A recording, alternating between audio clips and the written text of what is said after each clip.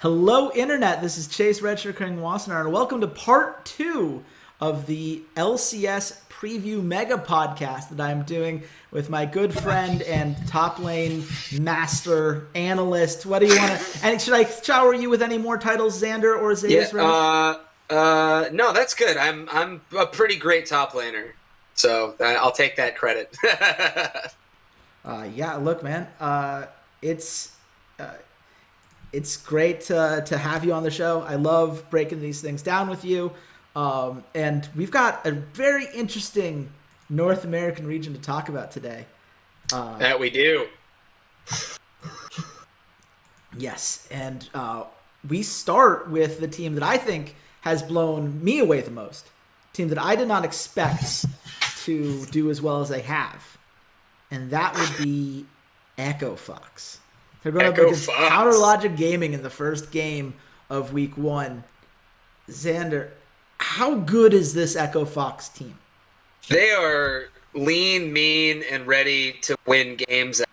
This Echo Fox squad, I mean, we're talking Huni playing, he's smurfing in North America. Dardoch looking like the Dardoch that we all thought he could be, without having any of the reported attitude issues, and just really turning over a really positive new leaf and making quality plays. And we also saw Phoenix play Azir, and I don't know why anyone was surprised about that outcome. Did people forget? Did people get amnesia? I guess. Does no one remember the 1v4 Quadra? That. Okay, but sure, yeah. So no, Echo Fox is the real deal. I had these guys at fifth. I think I put them at fifth or sixth just because I really do value as an enormous top laner. But watching them blow people up like this, I didn't expect the Altec Adrian synergy. How do you feel about that? Look, man, I love Altec. He's been one of my guys that I've liked for a while. I kind of felt like I was on the wrong side of that argument for a while, and then he came back. It has made me feel smart again.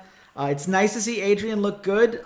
Seeing that over a whole split has sometimes been a hard accomplishment. But for right now, he looks great. Right now, Dardoch looks great. I'll put it this way. In the Rough Drafts Discord, which you can find a link to in the description below, we did 4 fantasy drafts this split. One of them was an NA-only league. You can only draft North American LCS players. And one of the guys in that chat, Kegel, who is our resident memer, drafted all Echo Fox players. So he scored 435 fantasy points on me last week. It was real bad. It was not fun for me. Turns out that massive drawn-out game with TSM where they got all those kills towards the end, not great for my fantasy week, but great for them. And they are heavy favorites in this, 1.4 over CLG at 2.85. And honestly, I don't think that's unreasonable. That's a larger line than we had in any European game. And I haven't seen anything from CLG to tell me that that's wrong. Have you? No, BioStixay don't have the current synergy that Altec Adrian. Huhi versus Phoenix is a toss-up in the mid lane, but Phoenix has the supporting cast to help him be where he needs to be, whereas Reignover, again, doesn't look like what after the Immortals split. He kind of seems to be struggling. And Darshan going from being worst to best and back to worst top laner in North America. Keep in mind, it was spring split. He was consistently, for the entire split, the worst top laner by goal differential and experience, or I think it was CS differential and experience differential at 10. He had the most deaths, one of the lowest kill participations. And, then he has an insane split where everyone's like, oh, Darshan's back. Oh, look at him. And they crush it, and, they do a lot better, but now he seems to be slumping again. He's so inconsistent for me. I don't know if he's going to have a terrible split, the whole split, if it's just going to be half the split. I don't think the 8.2, 8.3 metas, from what I can see them for top lane, look like they're going to be good for him. And, he's playing Huni in this, so good luck. Yeah, that's a hard way to go. I will say, just to give the other side of that argument, because I like Darshan a little bit more than you do, Darshan currently leads all top laners with an 80.6% kill participation. He also leads all top laners in gold differential at 10 minutes with 355. He is he's been there for every play. They don't seem to be able to do anything without him. It just doesn't seem like the things they've been able to do with him have been all that impactful.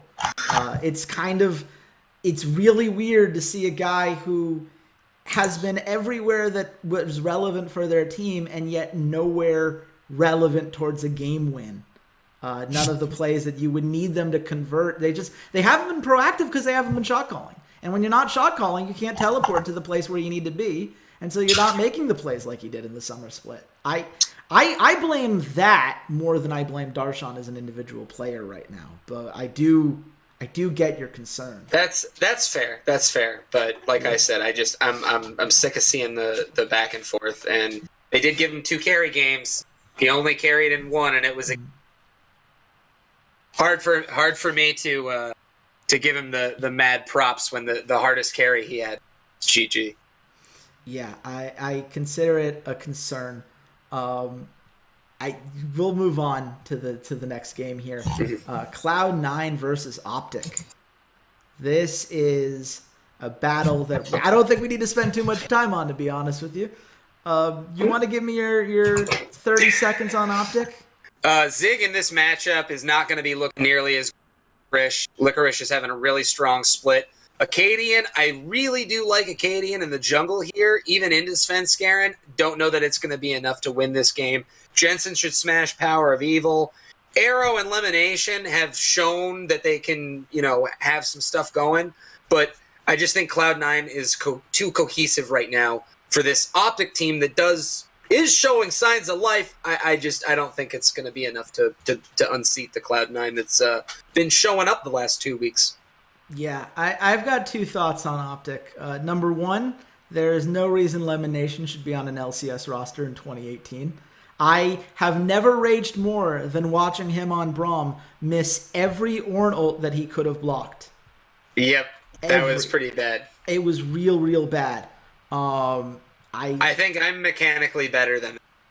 It's really not ideal. The second biggest problem to me is that there was an article that Kelsey Moser wrote on how they struggled to manage waves properly. They didn't understand, how that side wave pressure could work.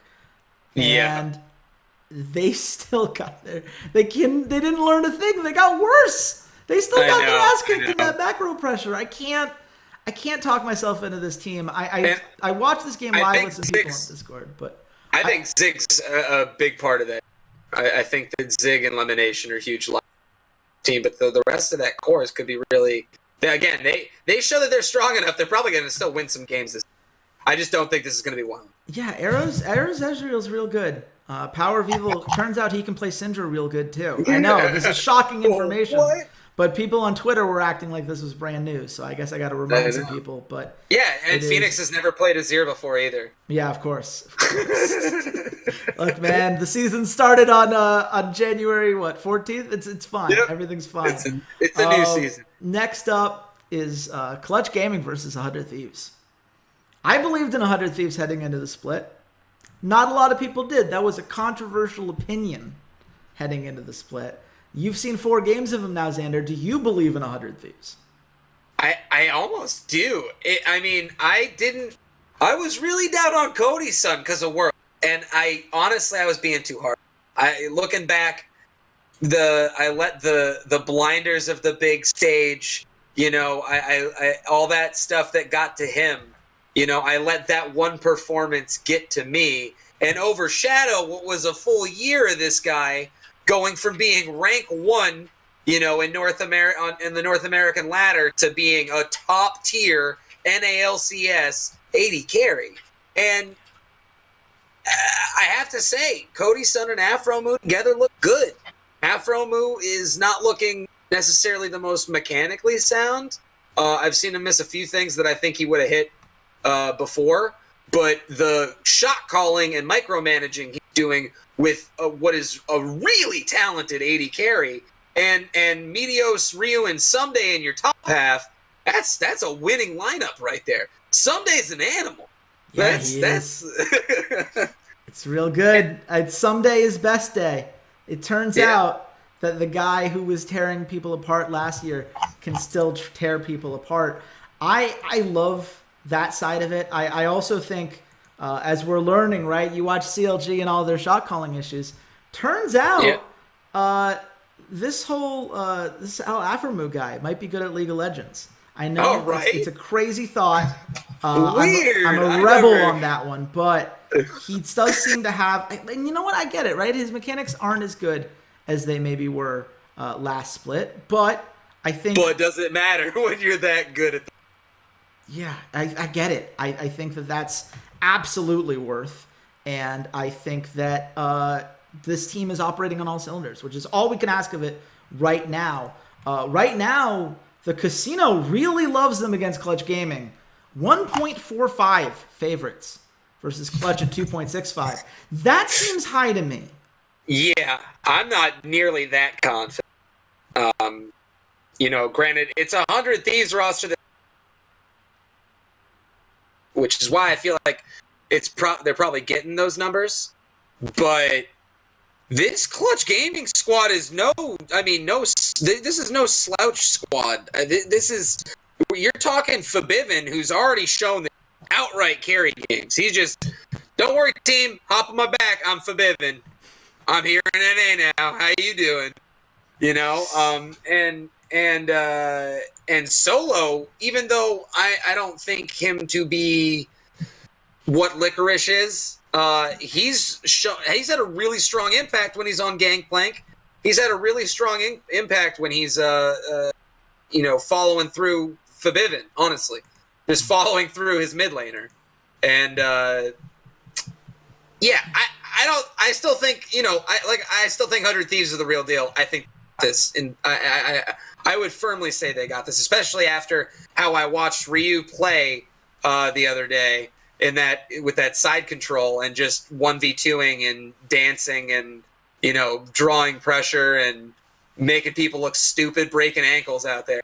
Yeah. If he, because he was my question. I love fantasy, but when I didn't see him showing up in the first week, I was a little concerned. But I think he undid that in week 2. Yeah, look, I think pairing Prawley with Ryu, that reunion has gone very well. I think he versus Forbidden is going to be fun. God damn it, I didn't mean to do that! That was not intentional! I do so many puns on this show on purpose.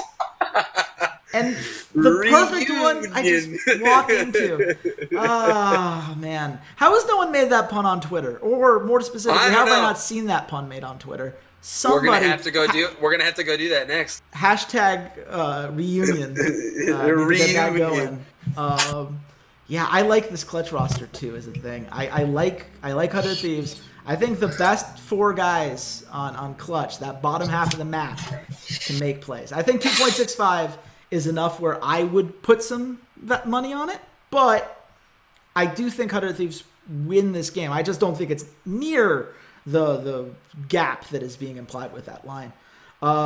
This next game, we're going to breeze through real quick because it's FlyQuest versus Team Liquid. This is tied for the largest line of the week. Turns out Team Liquid, who we thought was going to be really good, has been really good. And FlyQuest, who we thought was young and maybe would need some polish, is young and really needs some polish. So I guess we should be grateful that teams actually performed to what we expected. Makes analyzing them a bit easier. But is there anything here that could surprise us in this match? No, not really. I could see like Flame on Fiora. Being Flame on Fiora, but look, Camille's being played by Licorice, right? Can we get him on Kled? Kled won a game. Again, Flame's into Impact. Impact's just gonna be a rock in the top, and Smithy, Pobelter, Double Lift, and Ole are significantly better on the other side of the map there. Keen has his games, but Pobelter he makes me so proud as our North American mid lane savior, you know, like to really, really just show up and consistently be a beast. I'm so on the Pobelter train. It's not even funny. I wasn't even initially. I wasn't on the Pobelter train. I was wrong for not being on the Pobelter train until last year. All right, I was wrong, Pobelter. You hear me? I was wrong. Look, man, I hope Pobelter hears this and forgives you. You know, we all make our mistakes over the years. You know, the important thing is that you admit them and you learn from them. As a FlyQuest fan, I don't have much hope for this game. I do want to know where Fly is. The team has been eerily quiet, other than just saying, "Hey, Keen's playing this week. Oh, look, he's going to be back next week too. Hey, and he's here for week 3." It's like, Keen, I like you. Like, I don't want to be like rude. It's like a guest that like keeps coming to game night uninvited. It's like, no, you're nice. I just someone else was supposed to be here. Yeah. You're thinking like you're still in someone else's seat. We like you, but like we just want to know where he is. Yeah, like, and he's just like, I'll tell you later. Is he okay? Like, can we check in on Facebook? Like, it's been a while since we heard from him. It makes me concerned. I consider it a concern. FlyQuest, say something. Just at best with Keen, I don't see doing anything higher than like 7th. Yeah. No, and for the record, Keen, good player. He'll get picked up somewhere at some point if he can keep playing at this level. He's not the worst mid laner that we've seen in the LCS. No, he's a good middle of the road. It's just as I don't remember who put it this way, but he's a player that very often won't play the meta matchup well. He'll play the counter to the meta matchup well, and you can never be one of those top 3 teams if you're always playing reactively. Yeah, fair. That is a very fair criticism. We're going to move on to a team that also deserves a fair share of criticism.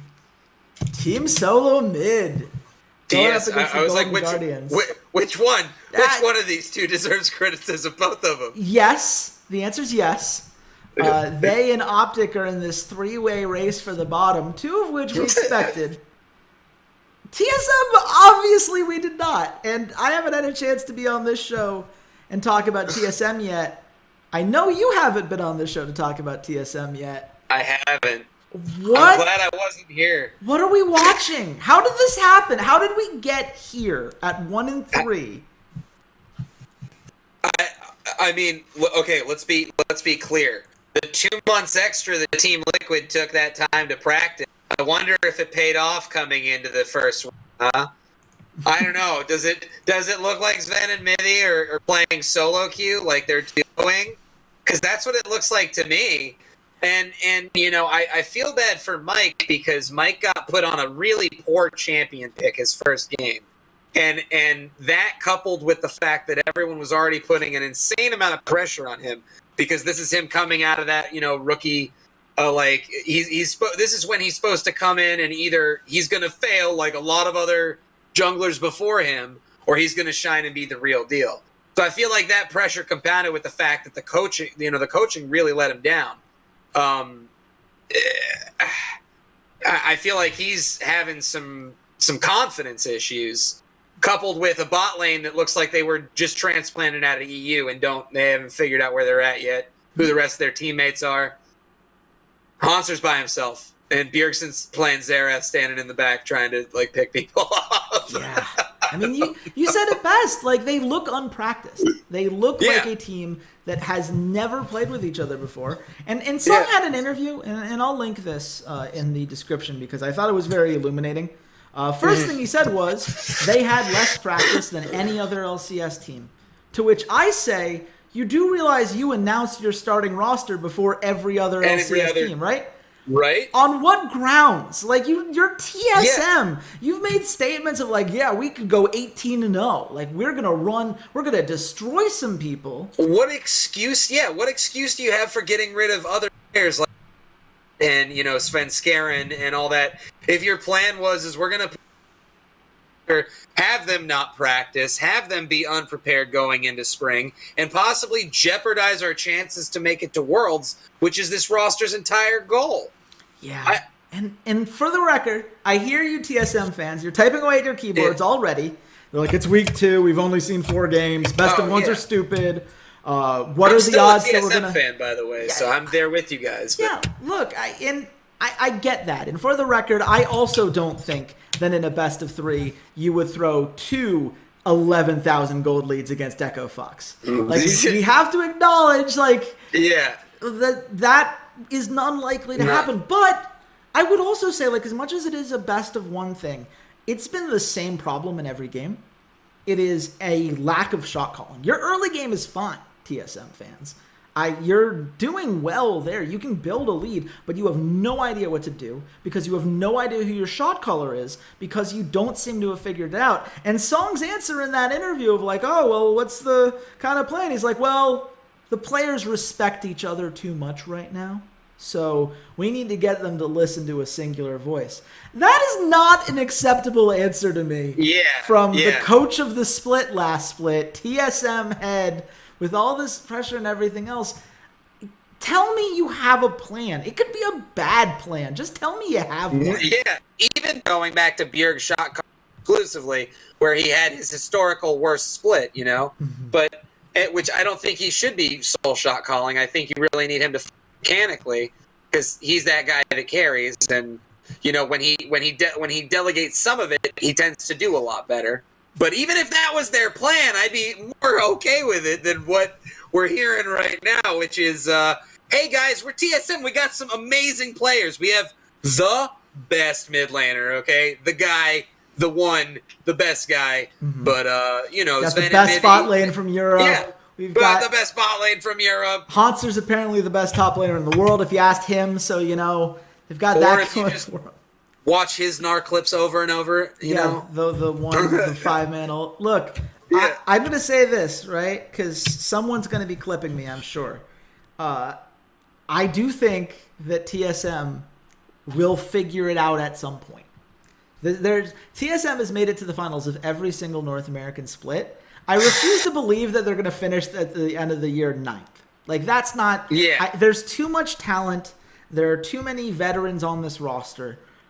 But that said, this could be the first split we don't see TSM get to the title game, because this does not seem like a team that is hungry to prove themselves. This looks like a team that's gone to MSI the last 2 years and said, why do we want to win a split and then have to go play at a tournament where we get our ass kicked and everyone makes fun of us, and then we look behind in the summer split because we're a patch behind everybody else. Like, they look like a team who's realized that the spring split is not nearly as relevant as the summer split, and therefore they don't have to try as hard. And to me, if that's true, if that's really the case, that this TSM roster's made these decisions because they feel like it's just not important, well, I hate that philosophy. And I hate that players who are supposed to see themselves as the most competitive people in the world would be willing to accept that philosophy. And I hope that the teams like an Echo Fox, like a Liquid, these organizations that would be hungry for a title, that it would be franchise changing for their fan bases to win one. I hope that the esports gods reward them accordingly.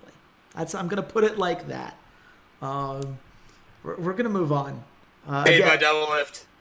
Yeah, yeah, mean well. Oh man, it's something else, man. Let's like Echo Fox versus Optic. I don't want to spend more than 30 seconds on this game. Who's going to win, and why is it Echo Fox? Echo Fox is going to win, and it's because Echo Fox is the best. Again, top lane. This is just, you can look at top lane. This game's over right there. Uni versus Zig. Stop talking. Game's over. Goodbye, everyone. Go. All right? You're going to put Huni on a carry. You're going to empower Dardoch to invade a KD angle. Phoenix is going to stick even with Power of Evil. Altec and Adrian are going to abuse Arrow and Elimination. Adrian's a much better support. He's going to play aggressively, get Altec ahead, put Arrow on an island by himself to just farm, and they're just going to blow right past. Yeah, I would have just said Optic isn't very good, but I like your explanation better. Let's just move on. That was, by the way, this tied for this. Actually, it's not tied for the second highest. It's only 1.19 favorites for Echo Fox, 4.5 for Optic, which is still very high. But the fact that they don't have it higher, it's like maybe the betting public is just a little little bit skeptical that Echo Fox is going to last. Just a little. That's going to be a rough one to watch. No one should watch this game unless you're a diehard Echo Fox fan or a big fan of Schadenfreude. You just really want to soak in the misery of Optic Gaming and their fans. That's going to be rough. TSM versus 100 Thieves. We're talking about a TSM team that has disappointed us. We've talked about a 100 Thieves team that has surprised us, and pleasantly so. Who ultimately wins this battle here, and why? This is a hard one for me. When I look at 100 Thieves' next couple of games, I feel like this is the hard. I don't know that someday can get an enormous lead off of Haunser or get some insane TP advantage. Haunser tends to at least be extremely competitive on the TP advantages, if not winning the lane outright. And Bjerg could stomp Ryu. Ryu did show some weaknesses in week 1, just flat out. And even in week 2, his early game did leave a little bit to be desired for at times. So if Bjerg steamrolls this, I don't know. I honestly think TSM, this could be the game where they try to make their turnaround. But at the same time, until I see Sven and Mithy actually show up and not look like this transplant, hey, how you doing? We just showed up from EU like yesterday, bot lane. Then, when they start playing with the team, I see some cohesion, I'll be comfortable. Until then, 100 Thieves look like a squad that is tracking. They got their leadership down. Cody Sun's playing great. Hard to play against. Yeah, I think right now, some people will talk about a little bit of sloppiness in some of the closes for 100 Thieves. The other big thing that scares me, TSM, best early game team in the league. 100 Thieves right now are 8th in goal differential at 15 minutes. That's a concern. You know what else is a concern? TSM's wave management and shot calling in the mid to late game. I am amazed. TSM is actually favored here. 1.73 to 100 Thieves 2.05. This is a very winnable game for TSM, and if TSM is going to start making a run, I feel like this is a must-win. They have to start right now. Yeah, 3-3 versus 2-4 are two very different records, and I think that they need to win it. But I'm absolutely taking a flyer on 100 Thieves at 2.05. Absolutely, hand me that value, Unicorn. I greatly appreciate it. Next up, Golden Guardians versus Team Liquid. This seems like another game. We didn't really touch on the Golden Guardians last one. I don't really want to, but for the sake of the 3 Golden Guardians fans that exist, what are your thoughts on this team so far? I think people have been a little too hard on Lurlo. I don't actually think he looks that terrible. At one point, he was a top 4 top laner in North America for a good little while, actually. It's really difficult playing into the steamroller that is Team Liquid right now. But you could see a world in which High makes some really intelligent trades, not where they get them ahead, but they're making even trades throughout the game with this Liquid lineup. Liquid makes a really aggressive call around a Baron or something. They throw, and definitely Contracts and Lurlo have some nice cleanup with High shot calling them around. Maybe you get mad on a Braum and he's able to stop some ultimates or something. He's the biggest liability team to me personally. But I could see a world in where they win it. It's just a very, very different world.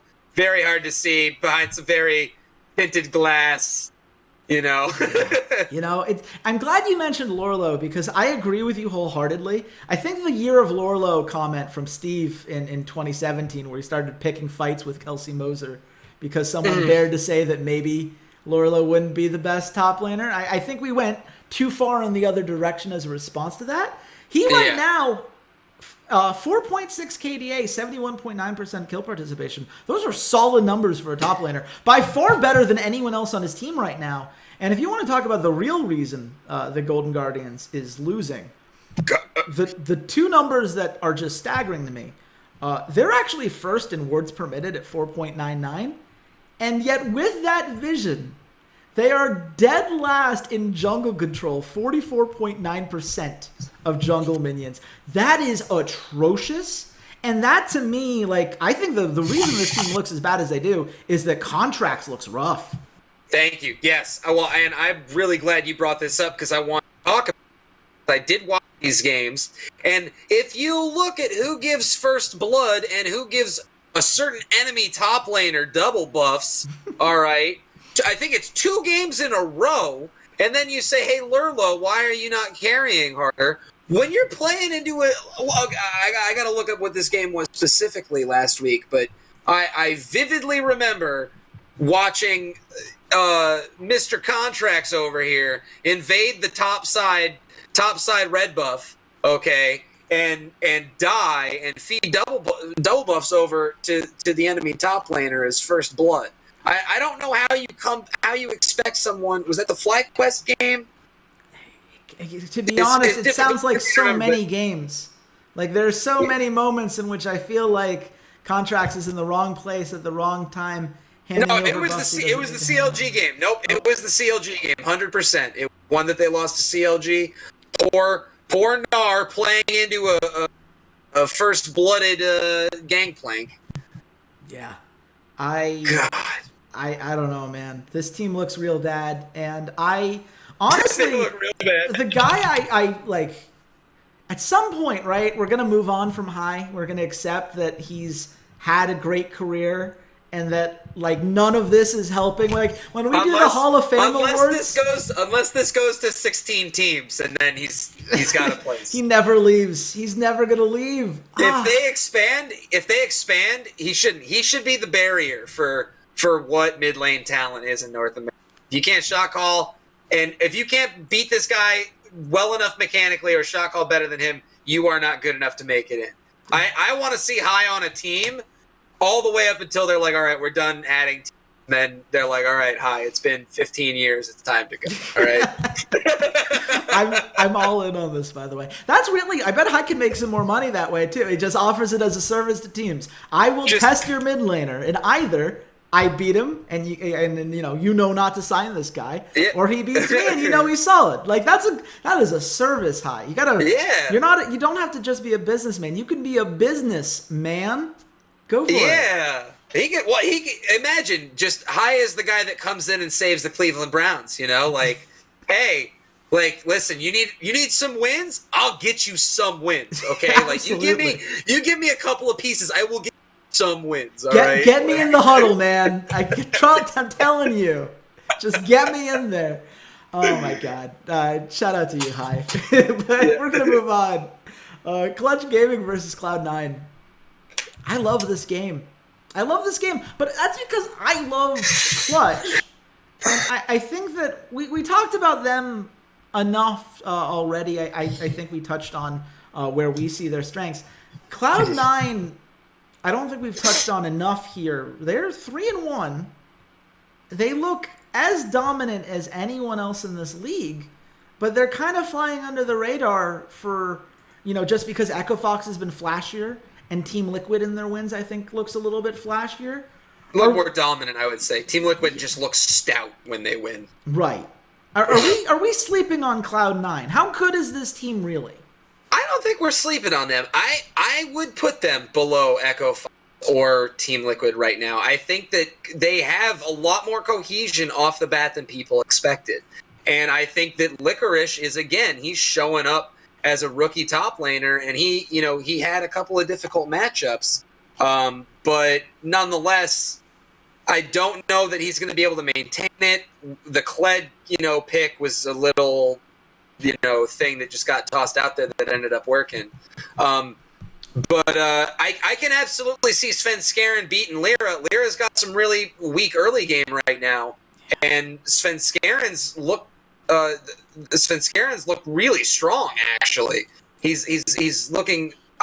I was really down on him last year. And when I saw him on this Cloud9 roster, I didn't think it was going to be much, and he is really impressing me. So when you couple that with what I see as an equal bot lane sneaky smoothie Apollo Hakuo, and then you just got a real mid battle. More EU mid battles. Absolutely, man. Those EU mid laners. We love him. Can't get enough of him out here. We absolutely do. And I love Licorice, for the record. I'm so glad he's doing well. And I'm glad, like, this is exactly what I wish more teams would do when they pick up young players. It's like, hey, Licorice, what are you known for? Oh, well, I play carry tops really well. Awesome. We're going to pick carry tops for you. We don't care what the meta picks are. This is what you're good at. We're going to play you in the way in which you're good. Yeah, and I love the Kled pick, too. Yeah. Mind-blowing. Absolutely fucking mind-blowing. This is a concept that, like, every NALCS team gets wrong, and Cloud9 is doing so smoothly. It looks like he's been playing there for weeks, and this is just week 2 of his LCS career. I love it. SKT Uni play nothing but Maokai. Yeah. You are not wrong, for the record. But then again, we saw his Yasuo in Worlds too. No. I didn't say Yasuo. I didn't say that. That wasn't me. I didn't say that. There's a middle ground, yeah, for sure. I will say, I don't think I'm as high on Svenskeren as you. He's had 18 deaths so far this split, which is 3 more he than does die a lot. Yeah, but he is what I expected, which is that he's not, like, he takes some deaths every now and then, but he does fundamentally understand the jungle position. He plays like a veteran jungler, just one that, makes a brain fart every now and then. And honestly, I don't think Lyra looks any better right now. And I say that as someone who went into the split saying, I thought Lyra was the best jungler in North America. I thought he was one of the best players in North America. And right now, he's making me look a little silly, because he has had some moments where he just doesn't seem to know what's going on. And I don't know what's up with in the early game, invading when his lane's, getting shoved in. Stuff like that. I don't... Him and Contracts right now look really familiar. Yeah, they look like they could be hanging out together. Like, hey, what's that? My mid lane's getting shoved in. My top's getting shoved in. I'm 75% HP. I can go check that red buff. I think the two of them in Reignover right now would make a great Three Stooges montage. If anyone's looking for Reddit karma, just get that theme song in the background. You can find clips. I promise it won't be hard to find the clips you need. Real quick, but I just wanted to touch on this the Svenskeren. Come on though, the 100 Thieves game, the Baron steal. Mm-hmm. He without that they don't win that game. He did do that. He's clutch under pressure. He's a veteran player. I know. That is a valuable skill set. I look at this and I think Cloud9's a better team. 1.36 is high for me. That puts Clutch Gaming at 3.0. You can make $200 for every $100 you bet. Clutch Gaming's a good team. They have talent on that roster. You just need a good Hakuo game, a really nice Forbidden game. Like, that is you just need to hope Lyra doesn't throw, in my opinion. I think Solo's equivalent to Licorice. Solo's been on a ton of kills for his team. And Forbidden and Jensen, that can always go. So if Lyra plays a little bit better than Svenskeren, or maybe they manage to, I don't know, target Svenskeren in the pick ban, then the rest of that team looks really even. If you get a lead there, you can extend that to your solo lanes. Boom, you got Clutch Gaming. You got a big win with those margins. Yeah, it's in play. I definitely think it's well more in play than that line would insinuate. Last game of the week, it's a game. It's a game between two teams that will play on the Rift. It's Counterlogic Gaming versus FlyQuest. Orzaidus, give me a reason to be excited about this game. What is the thing you are looking forward to watching as these teams face off? I'm looking forward to watching Flames just flame Darshan. Ooh. He's gonna flame him. He's gonna smash him in lane, and then he's gonna let him up. No, I mean honestly, this top matchup's good because Darshan, even in his weaker games, he okay. Let me rephrase that. Darshan, even in games where CLG is playing weak, can show up and have really, make the game really interesting. And I love watching Flame. Outside of that, I think the CLG squad really does not have it together, and FlyQuest will have enough here to put him down. Yeah. I don't think FlyQuest have done a very good job of giving Flame the resources that he needs to really capitalize. I think he's still a good player. They just don't seem to play around him, and I think the biggest reason for that is that Onda looks like a rookie jungler. Yeah. He looks like a guy who should be in Academy right now, to be honest. No. I think you could take a lot of Academy forming him on that roster right now. If you gave them, said, watch these 4 games, and then you sat them down, and we're like, all right, what are you going to do? They'd be like, I'm going to go Camp Flame now, and we're going to win these games. It seems like it should be simple. I'm a FlyQuest fan because all hail Lord Flame, may we reach the horizon forever. I want this to be a thing. Give Daddy Flame the resources he needs. Let him be our hero while we wait. And please don't put it on Wild Turtle. Like, he's good. Yeah. But, like, we know who Wild Turtle is. Like, we need that second guy. Let Flame be Flame. Let this be a chance to really surprise some people. And let this be the end of the podcast, because I think we're right there. We've touched on everything. Xander, once again, it is so awesome to have you on the show. Thank you so much for joining me today. Where can the nice people at home find you? You can find me. I'm streaming almost every single day, twitch.tv/Orzaidus. I'm also on twitter.com. Always down to banter about League of Legends. Perfect. And of course, as I mentioned earlier, you can find him and I on my Discord channel, the Rough Drafts Discord. Love keeping the conversation going with you guys there. I also watch games with people live if that's something you guys find interesting. If you want to see my mind get melted, you can always hope for another Optic TSM game. So, you never know. You can, of course, find my rantings as well as articles and things that I'm working on at RedShirtKing on Twitter. And, of course, all of our lines presented today were presented by Unicorn, the world's premier esports betting site, and my employer, who I greatly appreciate. So definitely go check that out. Have some fun with it. It's a very interesting time. I think there's a lot of value to be found in these lines. Even with some of these picks that we think are underdogs, I think enough of them will come through that a smart bettor can find a lot of value there. So thank you so much once again for listening, and come back next week. I don't know exactly how I'm going to do this, if I'm going to have another guest break down all of the regions or if I'm going to try to split it up. I have an interview I'd like to do. I just am waiting for timing things on that. So be sure to stay tuned to this channel, and until next time, goodbye, Internet.